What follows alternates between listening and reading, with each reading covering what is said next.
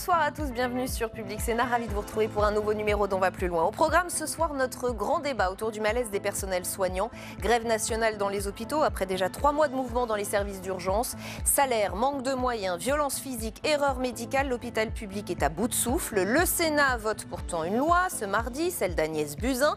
Mais que change vraiment ce texte pour les gens de terrain? #OVPL pour réagir sur Twitter. Notre match des idées, il va opposer ce soir Dominique de Montvalon à Pierre Jacquemin. On va s'arrêter sur le lancement de l'acte 2 du quinquennat cette semaine. C'est Édouard Philippe qui s'en charge. Discours de politique générale demain à l'Assemblée et jeudi au Sénat. Fait très rare, Matignon demande un vote des sénateurs. Celui des LR et des centristes sera étudié à la loupe. Et puis l'actualité, c'est aussi la sortie du livre événement sur l'affaire Benalla. Il est signé Sophie Coignard, éditorialiste politique au Point. La journaliste publie Benalla, la vraie histoire. Elle est notre invitée ce soir dans l'entretien. Avant d'en parler avec elle, je vous propose de revoir un extrait du documentaire de notre journaliste Quentin Calmet. L'affaire Benalla, le Sénat mène l'enquête. À la rentrée de septembre, l'attention médiatique autour du feuilleton de l'été n'est pas retombée. Au contraire, car les sénateurs ont décidé d'auditionner Alexandre Benalla lui-même. Une convocation qui met le feu aux poudres. L'ancien chargé de mission à l'Élysée, qui a multiplié les interviews dans la presse, menace de ne pas venir à cette audition. Au passage, il insulte les sénateurs et compare Philippe Bas à un petit marquis. Après l'attaque qu'il avait faite contre la commission d'enquête et contre le Sénat et devant les contradictions, il est apparu à tous utile de l'entendre, mais moi j'y étais favorable dès le départ. Cette audition inquiète au plus haut niveau. Le président de la République d'abord, qui appelle le président du Sénat pour rappeler les principes de la séparation des pouvoirs. Puis, c'est au tour de Christophe Castaner de faire encore monter la pression d'un cran. Si certains pensent qu'ils peuvent s'arroger un pouvoir de destitution du président de la République, ils sont eux-mêmes des menaces pour la République.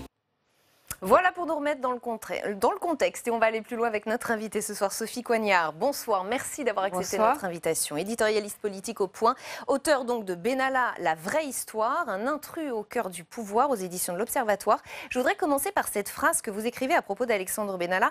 Il est entré par effraction dans un monde qui n'était pas le sien. Après cette enquête, après ce livre, est-ce que vous vous dites finalement c'était écrit sur le papier, Benalla n'avait rien à faire à l'Élysée? Non, enfin, c'est pas ce que je veux dire en disant ça. Ce que je veux dire, c'est que dans une France où l'ascenseur social ne fonctionne pas bien, où les destins sont beaucoup écrits dès le départ, Alexandre Benalla n'aurait pas dû se retrouver là. Il est né dans une banlieue d'une ville moyenne, d'une région plutôt défavorisée. Il était un élève correct, mais pas éblouissant. Il n'a pas fait de grande école. Rien ne prédestinait à ça. Mais audacieux et déterminé. Rien sauf, j'allais dire, sa niaque qui existe dès qu'il est adolescent. Je raconte tout ça dans le livre. Et donc, effectivement, comment vous dire, il n'est pas conforme. Il n'est pas conforme aux rituels, aux codes, aux usages. Je crois qu'il les comprend très bien, très vite, très tôt. Mais il décide de s'en affranchir. Et pour toute une série de circonstances et de raisons que j'explique dans le livre, eh bien, il se retrouve au plus près du candidat Macron et puis au plus près du président Macron. Et là, finalement, il est le révélateur qui met en lumière, j'allais dire, tous les défauts, toutes les brèches de la monarchie républicaine. Mais c'est aussi ce qui va séduire Emmanuel Macron, ce tempérament d'Alexandre Benalla, ce côté self-made man, c'est aussi ça qui plaît à Emmanuel Macron. Et d'abord ça, c'est une sorte d'incarnation de sa théorie sur la non-assignation à résidence. Donc effectivement, Alexandre Benalla, il n'a pas été assigné à résidence. Quand il est adolescent, il écrit à Nicolas Sarkozy, ministre de l'Intérieur, pour faire son stage de troisième, parmi les forces de l'ordre au plus haut niveau, etc. etc. Donc, il a effectivement ce destin individuel comme Emmanuel Macron les aime. Et puis ensuite, il sait se rendre indispensable. Il sait se rendre plus qu'indispensable. Ouais. Il est à la fois Monsieur Solution, le couteau suisse du président. Il est le gardien des secrets. Il sait des quantités de choses sur le président. Il est en permanence avec lui. Et il va même prendre une place, j'allais dire, presque démesurée dans cette Macronie, puisque vous racontez, il va même aller jusqu'à recruter Sébastien Lecornu, qui est aujourd'hui... Alors, recruter, c'est aller un peu loin en besogne, mais ce qui est vrai, c'est qu'il connaît Sébastien Lecornu depuis longtemps, puisqu'ils sont... Sébastien Lecornu vient de l'Eure, hein, où il a été président du conseil départemental, d'ailleurs, et il est aussi un réserviste de la gendarmerie, comme Alexandre Benalla. Et Alexandre Benalla a fait plusieurs missions avec comme officier traitant, si j'ose dire, comme supérieur hiérarchique, Sébastien Lecornu. Sébastien Lecornu est un des rares, d'ailleurs, après l'affaire, à ne pas avoir fait comme Gérard Collomb, mine d'à peine connaître Alexandre Benalla, et il a été relativement courageux et droit dans ses bottes. Et donc, effectivement, c'est l'époque, vous savez, où à droite, il y a quelques grands déprimés. François Fillon ne veut pas se retirer. Sébastien Lecornu se demande ce qu'il fait avec ce candidat qui va les faire perdre, et qui n'est même pas gentil avec eux. Enfin, il les méprise, il ne se souvient pas de leur prénom, etc. Et donc, il boit un verre avec quelques-uns de ses amis, Benalla est là, et puis il voit ces types complètement déprimés. Et donc, il va voir le conseiller spécial à l'époque du candidat, pas encore du président, Ismaël Emelien. Il lui dit, tu devrais rencontrer Sébastien Lecornu, je le connais depuis longtemps. Il est formidable et il a le même regard que le président. Il va jouer un rôle crucial. Et donc, effectivement, le premier rendez-vous entre le conseiller spécial du président et Sébastien Lecornu, eh bien, c'est Alexandre Benalla qui l'organise. Est-ce que justement l'erreur d'Emmanuel Macron, ça va être de laisser Alexandre Benalla prendre autant de place, laisser aussi bousculer les habitudes et les codes au sein de l'Élysée et du GSPR par exemple? Oui, bien sûr. Alors, en même temps, je crois que le président y trouve son compte parce que lui non plus n'a pas envie de se laisser enfermer. Il découvre la solitude de la fonction, pardonnez-moi, la veulerie d'un certain nombre de collaborateurs, et puis aussi le fait que de temps en temps, ce qu'il demande n'est pas exécuté.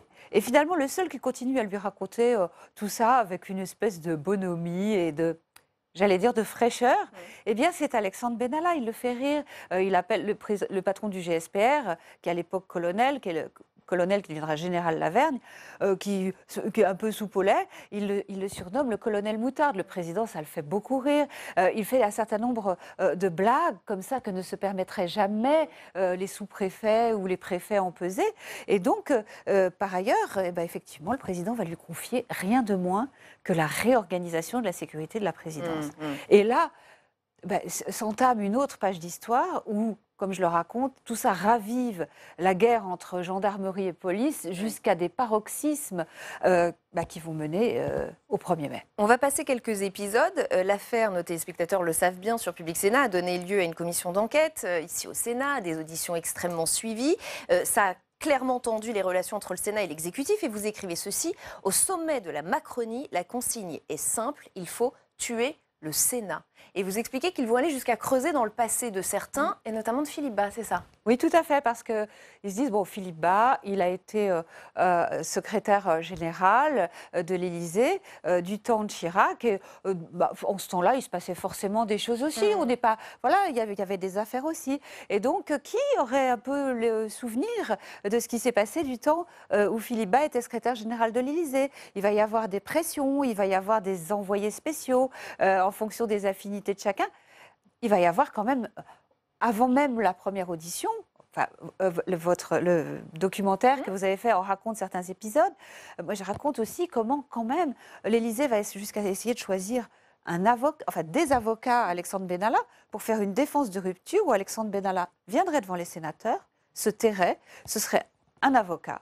Pas n'importe lequel, Éric Dupond-Moretti, qui lirait une sorte de document pour expliquer que la séparation des pouvoirs est totalement piétinée et que la République exige qu'Alexandre Benalla ne soit pas auditionné. Et puis finalement, c'est lui qui n'a pas envie de se laisser dicter cette manière de faire et qui décide de se rendre au Sénat, alors avec aussi une une certaine assurance, voire une certaine arrogance, et puis un respect relatif vis-à-vis des sénateurs et des institutions. Et tout cela est à lire dans Benalla, la vraie histoire, un intrus au cœur du pouvoir. Merci infiniment, Sophie Coignard, d'être venue nous voir ce soir dans OVPL. Merci aux éditions L'Observatoire, je le précise. OVPL qui continue avec le match des idées. Il va opposer dans un instant Dominique de Montvalon à Pierre Jacquemin. On va s'arrêter sur cette nouvelle semaine très politique. Édouard Philippe prononce un discours de politique générale à l'Assemblée demain, au Sénat jeudi, et fait rarissime, je vous le disais, le Premier ministre demande un vote des sénateurs. Pourquoi? Quelles conséquences? On va en parler avec nos invités après les explications de Quentin Calmet encore. Selon l'exécutif, c'est une simple marque de respect pour la Chambre haute. Mais avec le vote de jeudi au Sénat, c'est bien plus qui se joue. Les sénateurs en sont convaincus. Avec cet article 49.4, il y a une manœuvre politique de la part du gouvernement. Le gouvernement va dire que bien sûr il y a une grande considération pour le Sénat. Derrière, on voit bien d'ailleurs dans l'histoire, c'est très rare qu'un gouvernement utilise l'article 49.4, c'est-à-dire qu'il y ait un vote après la déclaration de politique générale, tout simplement parce que là j'imagine qu'il y a peut-être une volonté de vouloir nous diviser ou autre. Selon ces sénateurs LR, Édouard Philippe serait à la manœuvre donc pour profiter de l'affaiblissement actuel des Républicains. C'est clair que c'est un piège, c'est pas pour nous faire plaisir.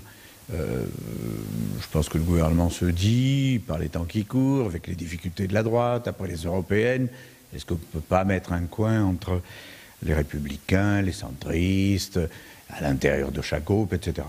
On va dire en tout cas que c'est une façon de nous mettre devant le fait accompli, de savoir si oui ou non on va faire de l'obstruction et être dans l'opposition. Bon, les sénateurs sont déjà plus malins que ça et plus ouverts d'esprit. Les sénateurs LR qui auront la liberté de s'abstenir ou de voter contre jeudi, et ce en fonction du contenu du discours d'Édouard Philippe. Mais au Palais du Luxembourg, un autre groupe est particulièrement surveillé, l'Allié centriste, membre de la majorité de droite et du centre du Sénat. S'il y a une déclaration de politique générale, j'espère qu'elle aura du contenu et qu'elle nous apportera des éléments de réponse nous permettant de nous positionner entre la confiance ou l'abstention. Des sénateurs centristes qui vont se répartir entre vote contre, abstention et vote pour. Les groupes UC et LR se réuniront une nouvelle fois demain soir après le discours du Premier ministre à l'Assemblée nationale. Et avec nous pour ce match des idées ce soir, Dominique de Montvalon, bonsoir, éditorialiste politique, bienvenue. Pierre Jacquemin, bonsoir, bienvenue également, rédacteur en chef de la revue Regard. Je le disais, discours de politique générale, puis vote de confiance à l'Assemblée, a priori clairement une formalité. En revanche, vu le contexte de recomposition politique, on a le sentiment que ce vote à la fois à l'Assemblée et au Sénat va prendre une dimension particulière. C'est le moment, Pierre Jacquemin, de voir qui suit la Macronie ou pas parmi les députés, parmi les sénateurs. Oui, je pense qu'on va vivre un moment assez intéressant justement sur les votes. On sait que le vote au Sénat ne va pas avoir une répercussion politique majeure. En revanche, sur le plan symbolique, ça va être extrêmement important de scruter justement quels seront les choix des votes. C'était rare dans la Ve République, comme on appelle le Sénat, à se prononcer sur un politique de discours général. Mais voilà, on voit qu'en ce moment, la crise de la droite est telle qu'on se demande jusqu'à quel point effectivement certains sénateurs de droite ne pourraient pas être tentés, peut-être pas de voter pour la confiance, mais à minima de s'abstenir et donc d'envoyer un signal à la majorité qui serait de dire bon, vous menez une politique qui correspond un peu à celle que la droite aurait rêvé de mener. Et puis par ailleurs, le Sénat, on le sait aussi, dispose d'un pouvoir important sur plusieurs réformes qui vont être annoncées, la réforme des institutions, où on sait très bien que Gérard Larcher engage des négociations avec l'Élysée et sans doute Matignon, et que sans doute peut-être des discussions cachées, dissimulées, permettront soit d'obtenir des choses sur la réforme constitutionnelle en contrepartie par exemple, d'une suppression de la mise à l'ordre du jour de la loi sur la bioéthique et notamment de la PMA. On voit bien qu'on va jouer à un jeu politique qui n'est pas forcément le jeu le plus intéressant, ou en tout cas le plus passionnant pour les Français, mais qui risque de donner beaucoup à voir justement sur ce que seront justement les prochaines échéances, ou en tout cas l'échiquier politique tel qu'il se dessine dans les jours à venir. Ça ressemble même à un piège tendu, non, à la majorité de droite au Sénat. Mais je voudrais dire, si vous permettez, bien sûr, cher Pierre, la crise de la droite, certes, et aussi la crise des gauches. Je ferme la parenthèse et je réponds à la question. On y viendra. Vous voulez parler de la crise politique Non, mais je ne cherche pas à escamoter l'une en évoquant l'autre. Mais en même temps, la droite va très bien parce qu'elle est au même pouvoir en ce moment. Il y a quand même une situation de crise globale. La première chose qui m'intéresse, moi, c'est juste, je dis ça, c'est savoir quel va être le discours d'Édouard Philippe qui, avec l'aval du président, entend ouvrir l'acte 2 du quinquennat. Depuis 8 mois, on en a vécu des choses. Le président a failli ne pas se remettre d'une révolte populaire au départ et assez massive qu'il n'avait pas vu venir. Il avait une pratique des institutions qui posait et qui pose problème. Bon, je résume. Il entend, il l'a dit, on va voir, il faut voir ça dans la durée, tirer les leçons d'un certain nombre d'erreurs de comportement et autres. Et d'ailleurs, la première chose, c'est que c'est le Premier ministre qui a les mains libres, évidemment, en phase avec le président. Oui, c'est... Alors, je viens à la droite officielle, enfin, je sais pas comment il faut l'appeler, c'est la droite LR. La droite LR. Tout simplement. Attendez, c'est peut-être la dernière fois qu'on verra les LR rétrécis se prononcer. Parce juste que pour nos téléspectateurs, le vote de référence, c'est celui de 2017, pour le vote de confiance pour ce qui est de l'Assemblée nationale. 370 voix contre 67, 129 abstentions, dont les 3/4 des députés LR. C'était déjà la plus faible opposition sur un vote de politique générale depuis 1958. On devrait battre un nouveau record ? Je ne sais pas si on va... Mais allez, en tout cas, ce que beaucoup de Français, dont je suis, attendent, c'est après les 8 mois tumultueux qui ont dit beaucoup de choses sur l'état de la France, l'état des oppositions, l'état de l'exécutif aussi, c'est qu'il y ait une phase de pause dans laquelle chacun dise au fond quel est l'essentiel pour moi. Je fais confiance ou je ne fais pas confiance. J'entends ce qui est proposé comme acte 2 et je m'y intéresse et à la limite... j'y crois, enfin je suis prêt à y croire, ou je marque bout dans une position négative, ce qui est possible et tout. On a besoin à la fois de souffler et en même temps d'y voir clair. C'est ce que j'espère. Oui, j'aimerais bien que la politique se passe de cette manine-là et qu'elle se passe sur la base de cohérence programmatique ou sur la cohérence d'un projet politique. Et j'aimerais aussi que les parlementaires, notamment, se décident parce qu'ils sont d'accord avec Emmanuel Macron et non pas parce qu'il y aurait un choix stratégique dans le cadre des municipales à venir. D'ailleurs, ils se réunissent. Il y a une réunion de groupe demain du groupe LR et centriste au Sénat. Ça s'agit. Mais c'est aussi assez inquiétant sur la manière dont on a de percevoir la démocratie. Quand on entend Marlène Schiappa nous expliquer qu'il faut privilégier le pays plutôt que les partis, moi je pourrais être d'accord à la limite si on était d'accord qu'il faut aussi laisser une opposition émerger. Or aujourd'hui, ce que veut faire le gouvernement, c'est supprimer les oppositions. On voit bien que quand même la droite... Il cherche à avoir on voit bien que la droite, elle existe. Une majorité cohérente. C'est pas gagné, mais vous parliez tout à l'heure de ce qui reste des LR. Le problème des LR, de ce qui reste des LR, c'est qu'ils ont une difficulté de ligne politique à adopter. Aujourd'hui, la droite traditionnelle, elle est incarnée par Emmanuel Macron et sa politique actuellement aujourd'hui au pouvoir. Le seul petit créneau que pourraient prendre les Républicains, mais c'est visiblement pas le créneau qui semble vouloir se dégager, c'est de mener une politique un peu sociale, ou en tout cas la droite telle qu'elle a pu être auparavant, droite gaulliste, droite même chiracienne, on pourrait dire. C'est pas ce que LR a montré ces dernières semaines. C'est pas ce que LR a montré ces dernières semaines, et au contraire, la droite telle qu'elle s'incarne aujourd'hui, elle s'incarne à travers Emmanuel Macron. C'est lui le patron de la droite, et sans doute en élargissant son champ électoral, oui, il conforte aujourd'hui une assise très large, beaucoup plus sécuritaire, beaucoup plus autoritaire que ne l'a été la droite par le passé, donc il réinvente une droite Emmanuel Macron. Et c'est là aujourd'hui où les Républicains finissent par être Il n'est pas que le patron de la droite, mais il a donné à un discours de droite une cohérence qu'on a vainement cherchée du côté de la droite officielle et installée depuis des mois et des mois. Alors, ceux qui vont lui faire confiance au Premier ministre et approuver le discours de politique générale, ils vont le faire, certes, de façon un peu polémique et en partie vraie, vous dites, parce qu'il y a les municipales et tout, mais d'abord parce qu'ils vont s'y retrouver. C'est très vrai.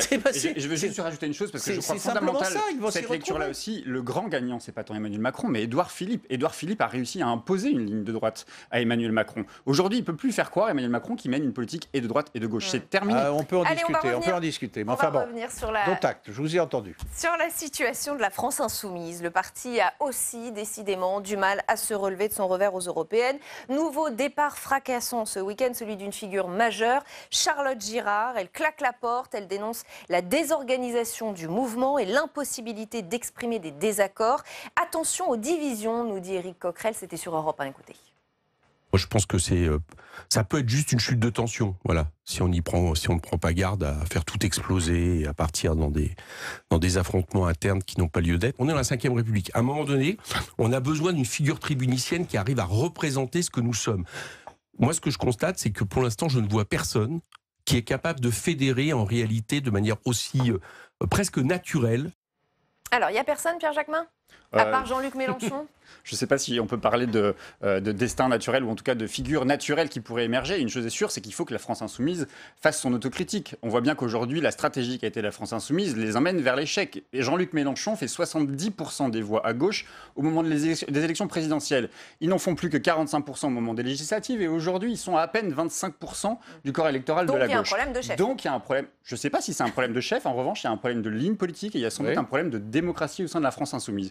Les raisons du départ de Charlotte de Girard ont pointé justement ces désaccords. Pas tant d'ailleurs sur la question de la ligne politique, mais sur la question de la stratégie et du manque et de l'absence de critique dans le parti, enfin dans le mouvement de la France Insoumise. C'est pas la première fois qu'on l'entend. C'est pas la première fois. Clémentine Autain, quand elle fait sa tribune aussi pour expliquer qu'il y a un problème de démocratie, qu'il y a un problème de ligne politique, et là aussi, elle met en cause la stratégie populiste, la stratégie du clash permanent de Jean-Luc Mélenchon, de je tacle les médias en permanence, je suis le chef, je suis tout ça, machin, etc.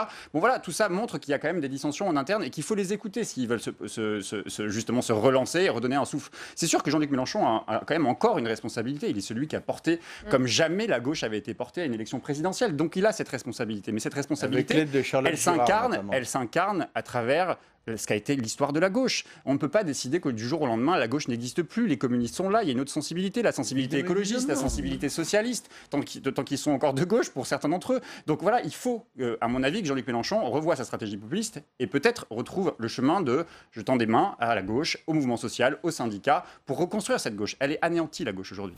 Dominique de Montvalon. Et il existe une gauche, il existe des gauches, elle n'a pas disparu de la circulation. Cela dit, elle est en état de désintégration forte. Alors, d'abord, dans le registre de Jean-Luc Mélenchon, moi je le préfère de toute façon définitivement dans l'ancien registre qui était le sien, c'est l'hyper-républicain. C'était le bon Mélenchon. Bon, enfin, le candidat à l'élection de 2017. À certains égards, oui encore. Je pense que j'avais des références un peu plus anciennes, mais oui, d'une certaine manière. Et puis, qu'est-ce qui s'est passé? Il s'est passé des choses absolument étranges. Comme il a un jour évoqué avec une émotion qui, je l'espère, était factice, Éric Drouet, le gilet jaune, comme un personnage marquant son alter ego et qui est presque une référence, le Jaurès local, le Jaurès du moment. Non, mais attendez, qu'est-ce qui se passe? Il y a eu l'histoire. Je ne dis pas ça mais parce qu'il n'y a rien d'étonnant dans ce qui se passe aujourd'hui. Il y a eu l'histoire de la perquisition, où il a pardon de dire ça comme ça. Non, mais c'est intéressant, la stratégie face aux gilets jaunes. Grave erreur de stratégie. Moi, le sentiment que j'ai eu, c'est qu'à un moment, il a quitté les rives républicaines classiques qu'il avait menées presque, il y avait encore une distance, mais presque jusqu'à la victoire, en tout cas un score impressionnant historique qui était de nature à pouvoir, s'il avait eu la patience d'un Mitterrand en d'autres temps, en 74 préparant 81, si lui avait su à partir de là se préparer, et tout se dérègle. Mais alors, ce qui se passe, c'est que l'autoritarisme, et je suis mesuré, l'autoritarisme de Jean-Luc Mélenchon, ce que vous avez vous-même appelé l'absence de démocratie, enfin dans le mouvement, devient insupportable quand le mouvement est sur un toboggan. Et pour que ça tienne, pour que les uns et les autres, Clémentine Autain, Charlotte Girard. Mais la liste est interminable, on pourrait en faire. Beaucoup de femmes, d'ailleurs. Enfin, il faut noter quand même, c'est pas si inintéressant aussi que ça. La stratégie populiste, c'est l'incarnation d'un homme, d'un ton, d'une figure qui est celle de Jean-Luc Mélenchon. Qu'est-ce que vous voulez dire, beaucoup de femmes? Je sais pas, il y a un côté très viriliste dans la stratégie populiste qui doit aussi être interrogé, je pense. Ah oui, oui, d'accord, c'est une autre chose, d'accord. Mais à partir du moment où ça gagne pas, ça dérape, le trouble est partout dans les têtes, forcément les uns les autres commencent à s'interroger. Le départ de Charlotte Girard, alors l'ensemble des Français la connaissent peu, ils l'ont aperçu sur les tribunes au moment de la campagne présidentielle, etc. C'est un personnage absolument clé, vous ne me direz pas le contraire, de l'historique de France Insoumise. Et qu'elle en soit arrivée, je l'imagine, la mort dans l'âme, c'est pas facile, hein, après tout ce qu'elle a quitté, il y en a d'autres qui s'en vont, hein, mais à quitter Jean-Luc Mélenchon et à s'en aller, ça en dit long. Moi, je sais pas, est-ce qu'il va s'exiler dans un monastère laïque, ou est-ce qu'il va postuler au remplacement d'Olivier Besancenot pour une... Je ne crois pas qu'il déserte, Jean-Luc Mélenchon. C'est pas un déserteur. Au contraire, je pense que sans doute, voilà, on connaît la capacité intellectuelle de Jean-Luc Mélenchon aussi à s'interroger. Et donc, j'ai bon espoir quand même qu'il revienne sur le devant de la scène en faisant des propositions et qu'ils soient des propositions d'ouverture. Et en nous expliquant pourquoi il a dérapé. Et pourquoi des propositions d'ouverture? Parce qu'on voit bien que l'ensemble des personnalités de gauche, on l'a entendu, Olivier Besancenot, une partie des Verts, les communistes, Benoît Hamon et ses amis, tendent la main à la France Insoumise. Plus personne aujourd'hui peut décider qui donne le ton à gauche. Et donc, il faut qu'il fasse qu'il faut qu'il fasse du commun ensemble. Il faut qu'on nous explique pourquoi il en est arrivé là. On reste à gauche, un parti qui n'est pas en meilleur état, le Parti socialiste. On aurait pu croire que les 6,19% aux européennes auraient permis une petite respiration au parti. Eh bien non. Olivier Faure est au centre de toutes les attaques, des attaques de moins en moins feutrées. Encore ce matin, Valérie Rabault, présidente du groupe socialiste à l'Assemblée nationale, elle était notre invitée sur ce même plateau, sur Public Sénat. La gauche ne progresse que quand elle met des propositions et des idées qui font bouger la société sur la table. Est-ce que c'est le cas aujourd'hui? La réponse est non. Voilà, ça vous avez une réponse claire. Voilà, la réponse claire, elle est sévère, Valérie Rabault, Pierre Jacquemin. Elle prépare le terrain à d'autres potentiels leaders du Parti socialiste, et je pense en particulier à Bernard Cazeneuve. Je pense qu'effectivement, il y a une stratégie de certains socialistes qui voudraient mettre en scène une candidature pour 2022. Bernard Cazeneuve, je sais qu'il y a des réunions. Vous l'entendez comme nous? Ouais. Je l'entends, et je sais que par ailleurs, il y a des choses qui s'organisent autour de la personnalité de Bernard Cazeneuve. Là où je suis d'accord avec Valérie Rabault, c'est que la gauche pêche parce qu'elle n'a plus d'idées. Elle n'a plus d'idées, ou en tout cas, elle n'assume plus ce que doit être ou ce qu'a été la gauche. Je pense à la question des migrants, je pense à la question du temps de travail. Elle n'assume plus ce que c'est que d'être une gauche émancipatrice, progressiste, avec des propositions phares. Elle a eu des propositions phares, la gauche, et elle les a abandonnées. Ce que n'a pas fait la droite. La droite, elle a assumé d'être de droite. Elle assume toujours d'être de droite. Et aujourd'hui, la gauche est honteuse. Parler de la gauche. La gauche est honteuse. Voilà. Il y a déjà beaucoup à dire sur la gauche. Mais ce que je veux dire, c'est que la droite n'a aucun problème de s'assumer de droite. Et le problème, c'est que la gauche a souvent couru sur les terres de la droite, notamment sur les questions de politique économique, sur les questions de droit du travail. On l'a vu avec la réforme El Khomri et au moment du quinquennat de François Hollande. Donc, la gauche doit se réinventer, doit réinventer son logiciel et doit réinventer son programme. Et c'est vrai pour l'ensemble. Et je crains qu'effectivement, Olivier Faure n'ait pas été celui qui était en capacité de relancer la machine socialiste. D'ailleurs, ce n'est pas tant le problème d'Olivier Faure que, d'une manière générale, on ne sait plus exactement où se situe le Parti socialiste. On ne sait plus très bien s'il est social-démocrate, s'il est social-libéral, si au Parlement européen, ils vont faire des alliances avec le parti d'Emmanuel Macron. Voilà, c'est tout ça qu'ils doivent interroger. On ne sait pas très bien si, sur la question du libre-échange, qui est quand même dévastatrice sur le plan écologique, ils sont toujours pour les accords avec le CETA, avec le Canada ou le Japon. Voilà, tout ça, ça doit être des questions que doivent interroger les socialistes. Mais bon, il ne reste plus grand monde. Oui, Dominique de Montvalon. J'allais dire Dominique Faure, non. Dominique de Montvalon. 50-50. C'est un lapsus curieux. Je ne sais pas s'il est flatteur dans le cas précis. Je vais essayer d'être fort, mais indépendamment de toute référence au Parti socialiste. Non, je veux dire que ce qui est frappant, c'est que Valérie Rabault répond très sobrement là, sur votre plateau ce matin, sans faux fuyant. Bah oui, on est complètement en panne, nous les socialistes, la machine ne marche pas, il n'y a plus d'idées, on ne réfléchit pas, on ne travaille pas. En gros, on pourrait le traduire de cette façon-là. Ça vaut aussi pour d'autres, mais là, on parle du Parti socialiste. Qui lui donnera tort? Qui lui donnera tort? Il y a un monde qui a complètement changé, et certains se contentent de reprendre l'esquisse des vieilles recettes d'un monde antérieur qui n'ont pas de raison d'être, mais beaucoup sont là, les bras croisés, en se limitant à des concours de je vais prendre sa place pour remplacer, etc. C'est triste. C'est triste. Mais c'est inquiétant parce que on a déjà eu l'occasion de le dire ici, mais la République a besoin d'une opposition et d'une opposition dans laquelle les socialistes, qui s'appellent socialistes ou autre chose, évitent de faire du gauchisme. La piste Cazeneuve, Dominique de Montvalon, vous y croyez? Vous la trouvez crédible pour le Parti socialiste? Je ne sais pas si ce sera un triomphe, mais je pense que c'est crédible pour 2022. Ce n'est pas la meilleure manière de rassembler la gauche pour les élections européennes, en tout cas. Les élections présidentielles. Non, mais là, on parle. Ah oui, mais c'est important quand même. Il faut quand même qu'à un moment donné, il y ait un candidat unique qui émerge. C'est pas une carte gagnante, mais c'est une carte qui permettra au PS de faire un peu mieux en transition. Et on aura évidemment l'occasion d'en reparler, j'en suis certaine. Merci à tous les deux d'avoir participé à ce match des idées. On va plus loin, continue avec notre grand débat, #OVPL, pour réagir sur Twitter. On va revenir sur le vote au Sénat de la loi Buzyn. La ministre de la Santé continue de défendre son texte avec vigueur. Pourtant, les grèves dans les services d'urgence s'intensifient. La grogne à l'hôpital s'étend. Est-ce alors une nouvelle loi pour rien? On ouvre le débat avec nos invités juste après le sujet d'Alizé Boissin. La crise s'enlise. Après des mois de mobilisation, 95 services d'urgence sont actuellement en grève. Alors que les sénateurs votent le projet de loi santé aujourd'hui, le personnel des hôpitaux dénonce une coquille vide. Du côté de la Commission des affaires sociales, on estime qu'il faut encore être patient pour voir les résultats de ce projet de loi. Il va y répondre, mais pas tout de suite, parce qu'il faut le temps d'organisation. Alors ça répond en amont, mais ça ne répond pas à l'aval, parce que vous savez très bien qu'aux urgences, le problème des lits d'aval est une problématique qu'on n'arrive pas à régler depuis quelques années. Le sénateur Les Républicains René-Paul Savary craint que la situation aux urgences ne perdure, et ce, même avec le projet de loi. C'est l'impression que l'on a, c'est que effectivement, toutes les mesures n'ont pas forcément été prises par rapport à ces difficultés qui datent déjà d'un certain nombre de mois. Et je ne suis pas sûr que si les mesures que nous avons proposées ne sont pas prises en compte, que cette loi santé réglera les problèmes des urgences.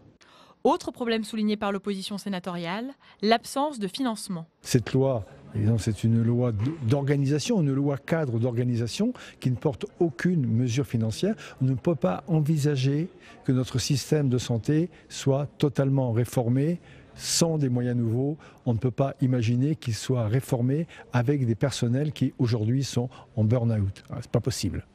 Après le vote du projet de loi santé, les urgentistes devront attendre l'automne lors du vote sur le financement du système de santé pour peut-être espérer des réponses à leur ras-le-bol.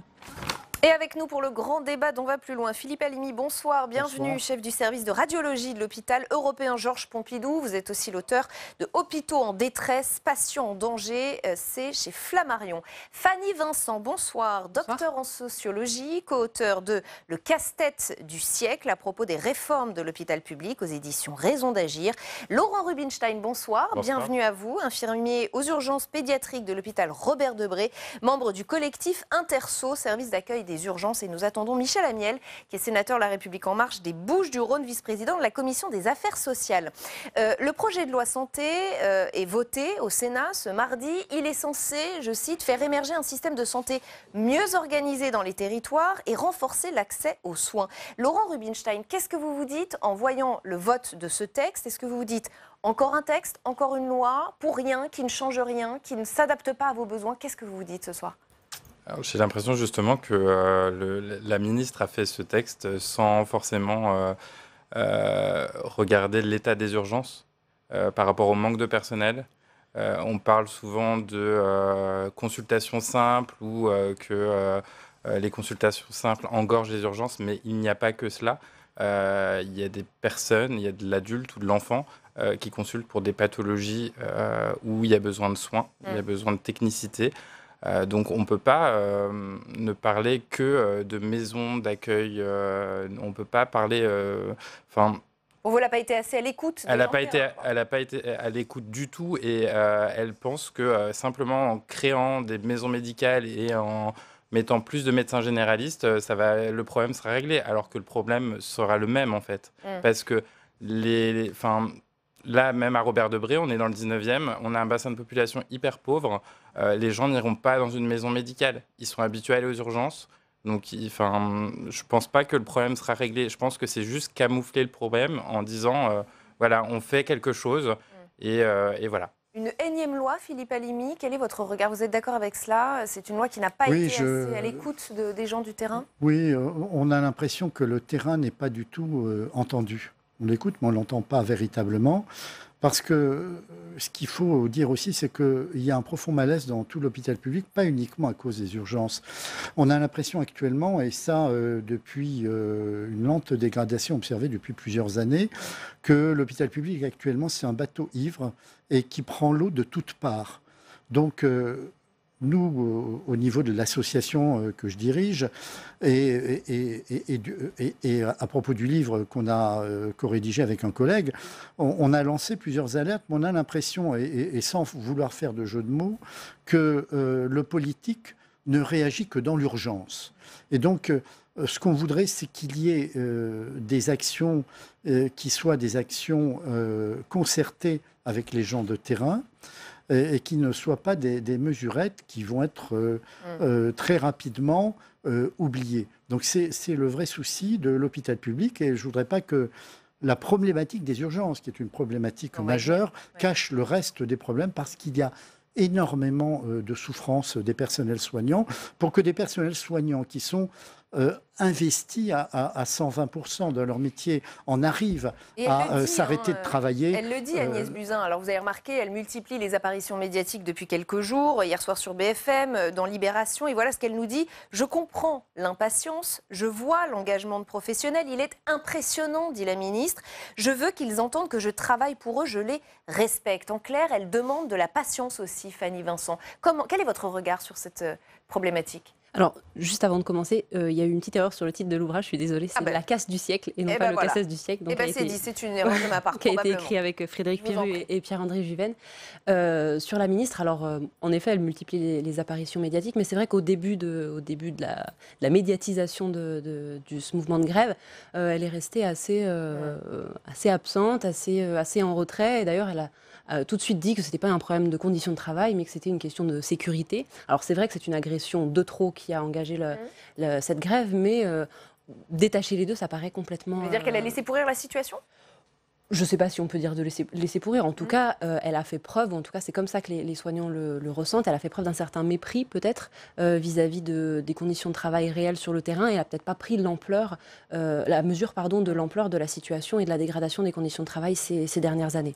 Alors c'est dommage parce que Michel Amiel, sénateur En Marche, est censé nous rejoindre dans quelques minutes. Il est justement en plein vote du texte et il aurait pu potentiellement parler pour la ministre que vous accusez ce soir. On va quand même prendre le cas spécifique des urgences puisque c'est là que la grogne se fait le plus sentir ces derniers mois. Toujours plus de patients. D'après la Cour des comptes, 21,2 millions de passages en 2016, en hausse de 3,6% par an. De plus en plus de violence, de plus en plus de burn-out chez les soignants, un taux d'erreur médicale d'environ 5%. Jamais je n'ai vu un malaise de cette ampleur et une démobilisation complète de professionnels pourtant très attachés au service public. Voilà ce que nous dit François Braun, président de SAMU Urgences de France. Il faut mettre 500 millions d'euros sur la table. Ça, c'est Valérie Rabault qui nous le dit. Écoutez. Fait exceptionnel, en février 2019, la Cour des comptes a publié son rapport, comme elle le fait chaque année, mais elle a fait elle a écrit un gros chapitre sur les urgences, les services d'urgence. Et qu'est-ce qu'elle dit dans ce chapitre ? Elle dit qu'il faut augmenter de 20% le personnel soignant, les médecins urgentistes. C'est la Cour des comptes qui le dit. Laurent Rubinstein, quand vous entendez ça, vous vous dites oui, ce sont les bons chiffres, les bonnes proportions, vous avez vos propres calculs, qu'est-ce que vous dites ? Nous, au niveau de chaque hôpital, on a une demande particulière au niveau du nombre de personnel. C'est-à-dire ? Après, on était environ à, je crois, une demande de 10 000 ETP. Oui. Donc ça représente... Pour les téléspectateurs qui nous regardent, je ne suis pas sûre que ce soit très clair. C'est des équivalents temps plein, en fait. Au niveau de l'assistance publique des hôpitaux de Paris, on demande ce chiffre. Et on essaye de demander à la ministre aussi par rapport à l'augmentation de l'effectif, à l'augmentation de nos salaires. Parce que là, elle parle d'une indemnité d'incommodité qu'on a déjà, en fait. Qu'elle aimerait juste augmenter au maximum. Donc ça reviendrait à une augmentation de 20 €. Donc pour arriver à 65 € net mensuel. Sauf que Philippe Halimi, vous allez peut-être être d'accord avec nous, augmenter chaque personnel soignant, c'est évidemment débloquer des millions. Est-ce que c'est tout simplement faisable ? Est-ce qu'il ne faut pas aussi être un peu réaliste ? Je vais me faire l'avocat du diable, puisque ce soir, il nous manque le parti En Marche. Non, mais la question qu'il faut se poser et qu'il faut que la nation se pose, c'est qu'est-ce qu'on veut faire de l'hôpital public ? Est-ce qu'on veut en faire un outil avec comme seul facteur d'analyse le coût et la productivité des personnels, ou est-ce qu'on veut en faire, comme c'était le cas déjà il y a, je dirais, une vingtaine d'années, l'un des modèles pour les pays qui nous entourent, et l'hôpital public était considéré comme un modèle dans le monde entier. Vous voulez dire qu'il faut évacuer toute vision comptable de cette affaire ?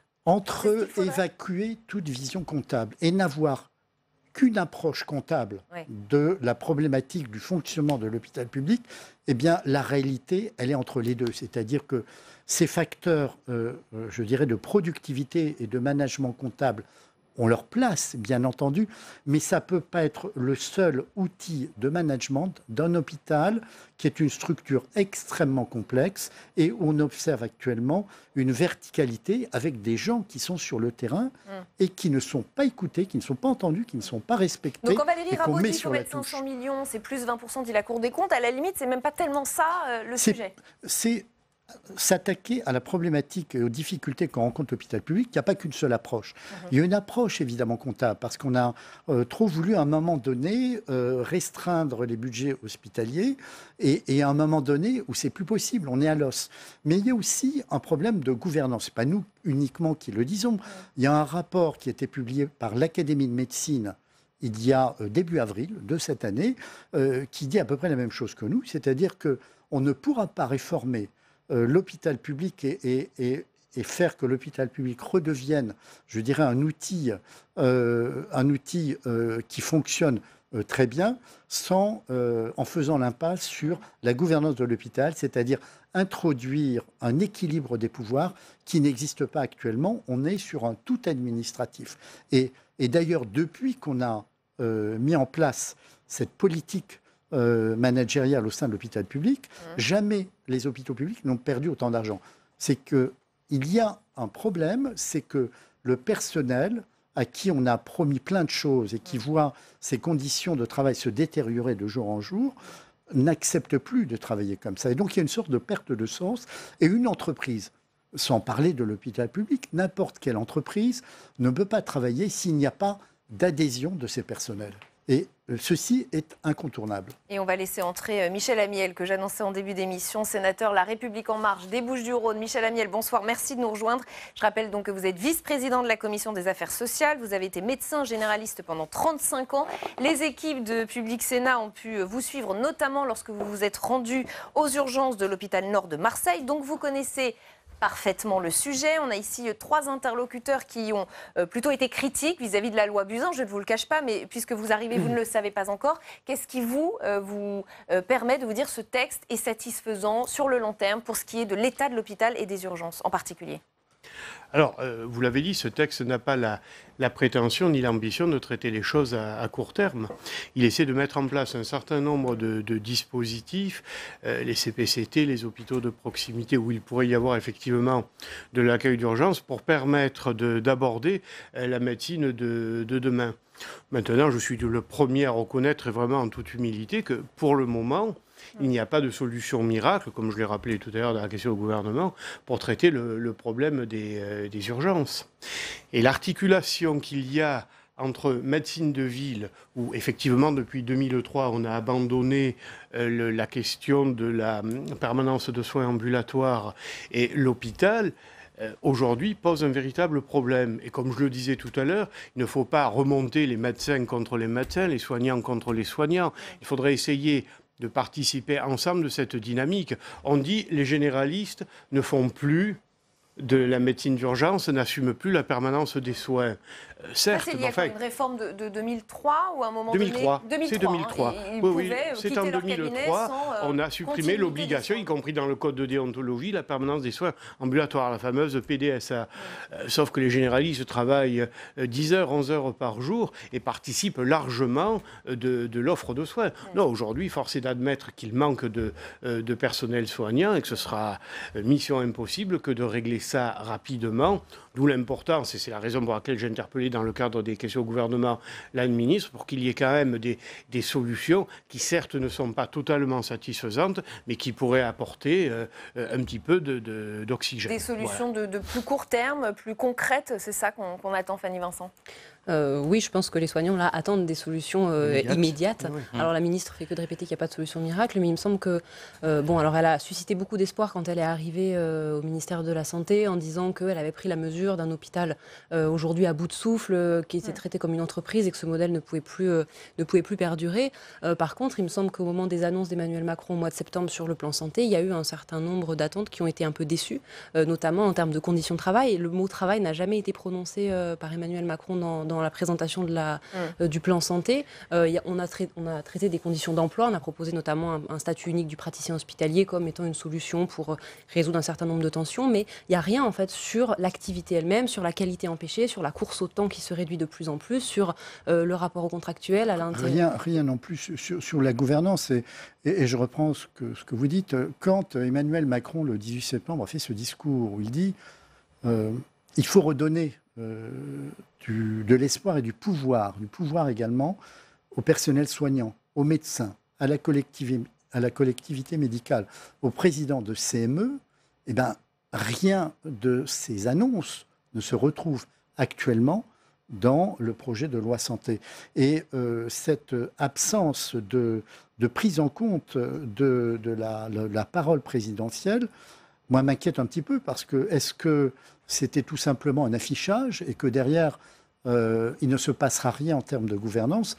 Personne ne veut s'attaquer à ce problème de la gouvernance de l'hôpital.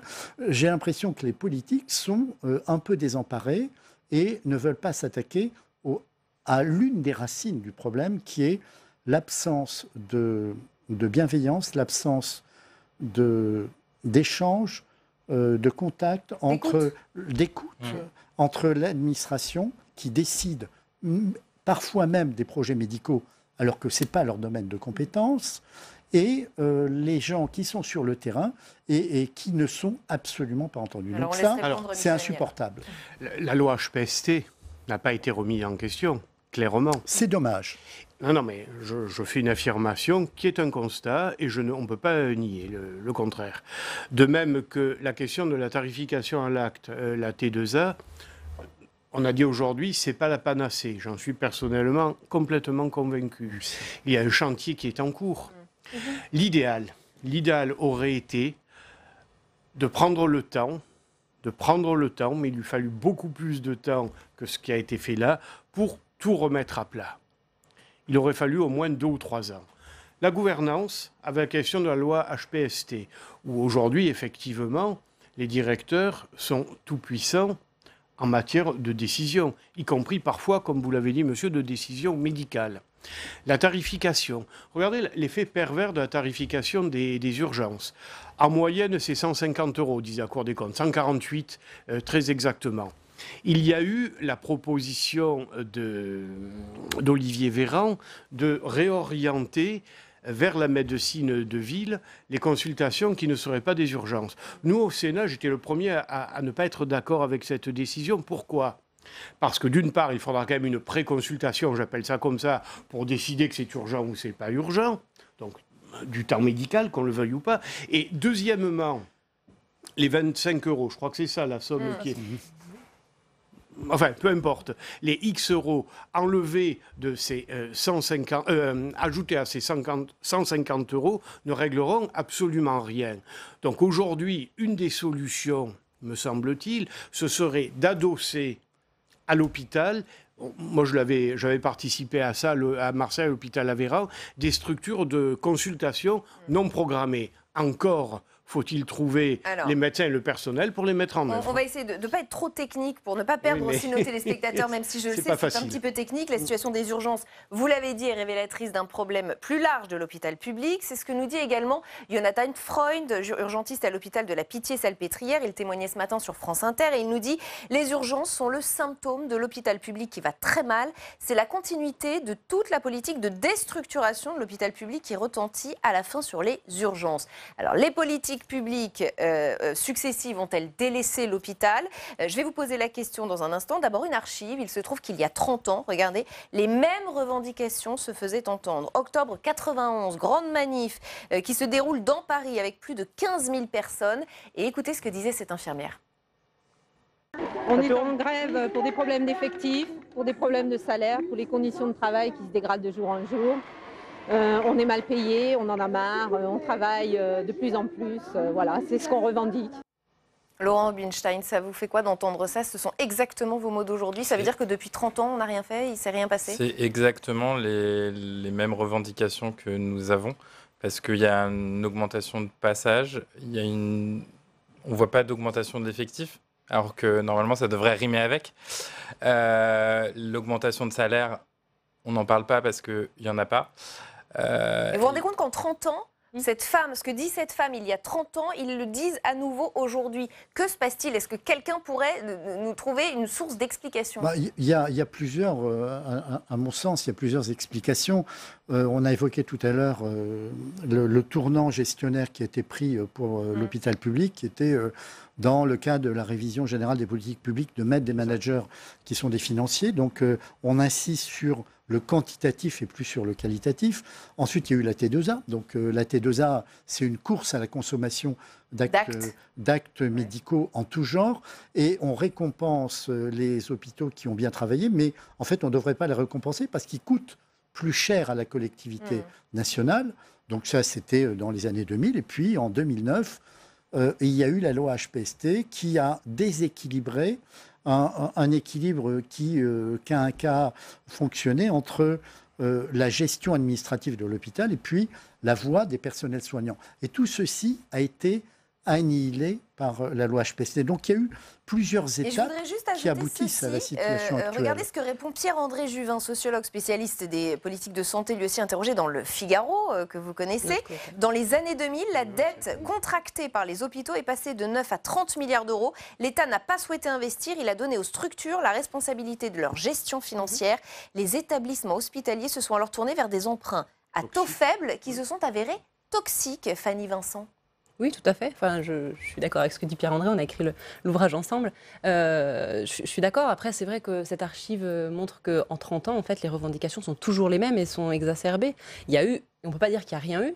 Au contraire, il y a eu tout un tas de réformes. Il y a eu le plan Juppé en 96, il y a eu Hôpital 2007, le plan Hôpital 2007, le plan Hôpital 2012, la loi HPST, la loi de modernisation du système de santé l'année dernière. Enfin, les réformes s'enchaînent. Le problème, il me semble, c'est qu'on ne change pas du tout la philosophie qu'il y a derrière ces réformes et les recettes, c'est-à-dire toujours plus d'efficience, plus de réorganisation, plus de productivité. On en voit les résultats. Et aujourd'hui, plus d'innovation encore. Compter à l'hôpital, ça ne marche pas.